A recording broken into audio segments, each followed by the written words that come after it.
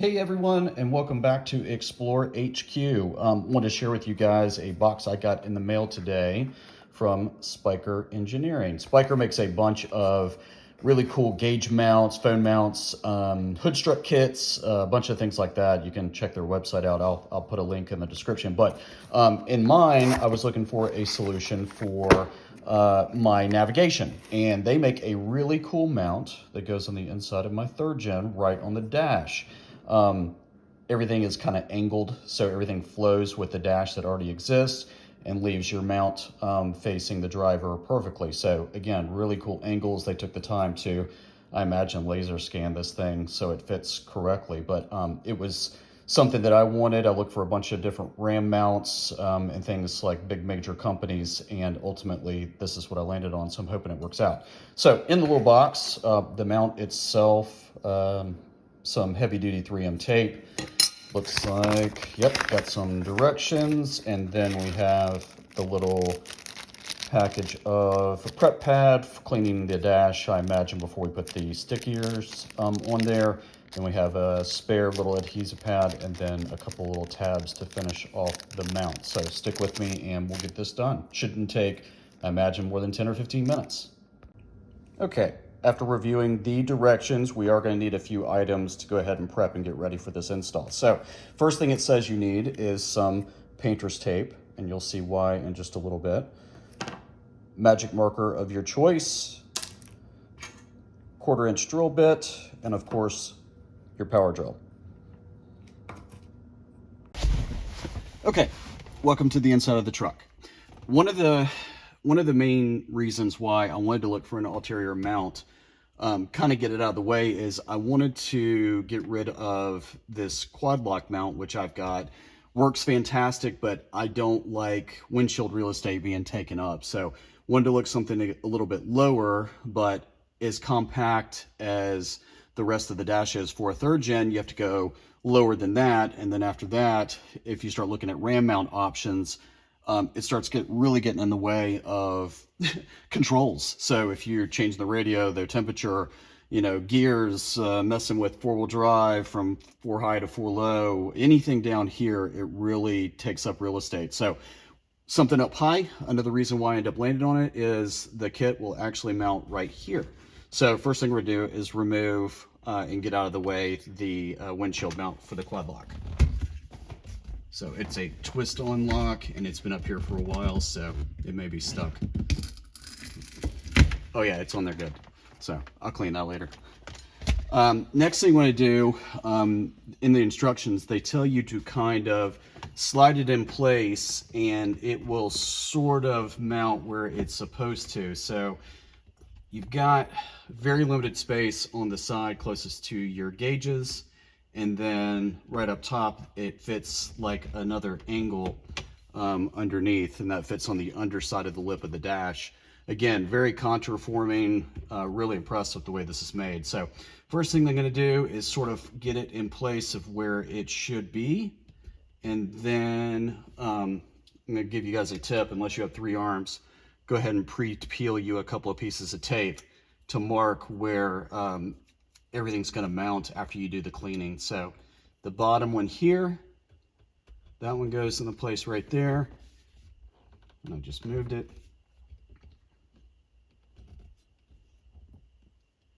There we go. And then the top one goes right up over here. So that gets mounted in between. The other thing they tell you in the instructions is to go ahead and go ahead and mark a couple of spots. So have your magic marker ready, and then I'm going to mark a line that's on the right hand side of the mount and the left hand side of the mount, so that when you come back after cleaning, it's easier to line everything back up.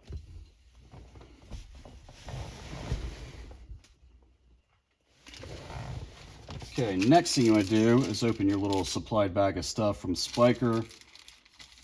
Get out your little alcohol prep pad, and you're going to clean in between these 2 tape marks, so that when you go to mount the mount that's got this 3M tape on the back, you want to make sure it's got the best surface to stick to. So, alcohol cleaning pad. And again, just wipe down in between where it's supposed to go.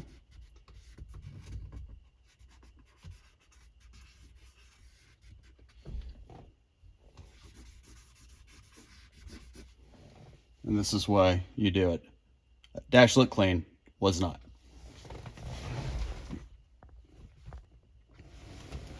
Okay, next step is, once this is clean and dry, you want to come back and peel the backing off the 3M tape on both the upper and the lower side.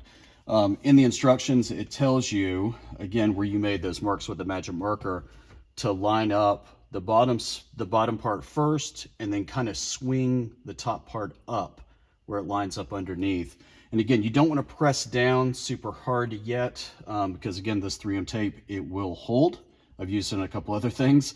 So you want to make sure that everything is lined up where you wanted it, where it's flush and everything fits perfectly before you finally press down on here. So we're going to go ahead and line this up now at the bottom. And then we are going to swing the mount up now. And again, I'm barely pressing it all to make sure it stays on there. So again, everything should mount pretty flush. This spot over here is pretty small. So again, that's fingernail width goes up here and then to the top. So again, everything kind of flows, and this even kind of angles towards the driver, which I really like. So, okay, next step, once you have these two pieces of tape firmly pressed down, so again, it's pretty sturdy the way it is, but to further secure it, you're going to take your drill with your 1/4-inch drill bit, and then you are going to drill in through the dash in these two locations, and it's sort of up at an angle. And what you want to be careful as you're going up at an angle towards your dash, so don't use too much speed or pressure or you will end up coming through here. Now, there is nothing back behind the dash that will, the drill bit will harm, but again, the main thing is you just want to make sure you don't get too crazy and go through here.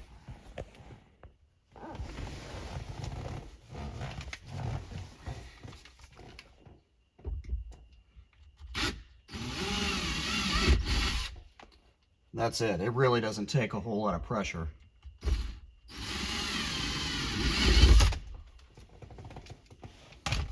That's it. Then you're going to grab your handy dandy little bag. There's one little carrier that goes in there. You're going to slide those in first.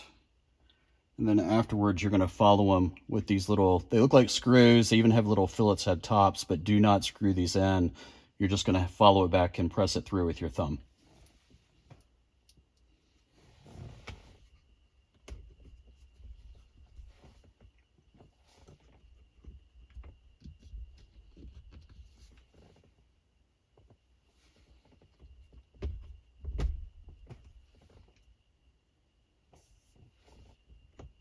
And it didn't require a whole lot of force to force that through, but again, once those get inside and the little screw looking thing presses through, the little carriers will expand back behind that piece of plastic, further giving it a little more support. And again, guys, I can say I'm pulling on this with some pretty good force.